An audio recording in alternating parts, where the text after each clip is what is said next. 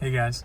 So I was taking a walk the other day and I passed a Dunkin Donuts near where I live now, and there was a beautiful guy at the end of his shift that clearly worked there. And I asked myself, would I date the Dunkin Donuts guy? And the answer is, it depends. It depends on his level of consciousness.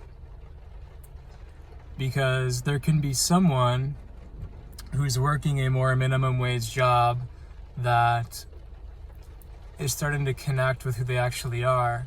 And it's really not about the fact that someone works at Dunkin' Donuts or any, fast food minimum wage job. It's about what those kinds of jobs energetically perhaps reflect on someone's current state. But again, I want to be very clear in this video. There's no right or wrong. There's just incompatibility. There's compatible and incompatible. And, I've worked at Subway before. It didn't last long, lasted about a month.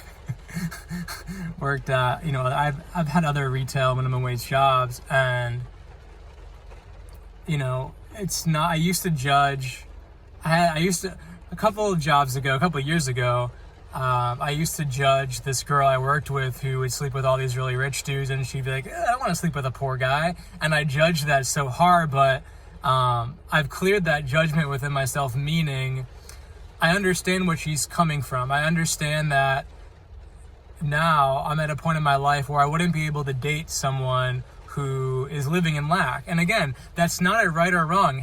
Living predominantly in lack is an experience, right? Living as if you need to work, a 40-hour a week minimum wage job is an experience. I've done it many times. And there's nothing wrong with that. There's nothing wrong with it. And yet at the same time, it wouldn't be compatible for me. It wouldn't be compatible for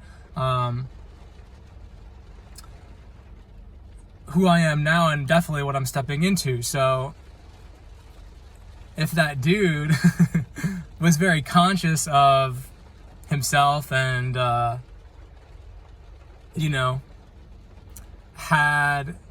was moving out of the current energy, then I would be open to it. I would totally be open to it. But again, a lot of the times we can get swept away so much in physicality, right? And not just him being physically attractive and like, ooh, boyfriend material, but at the same time, I could see his beauty. He had a beautiful energy, a beautiful aura to him.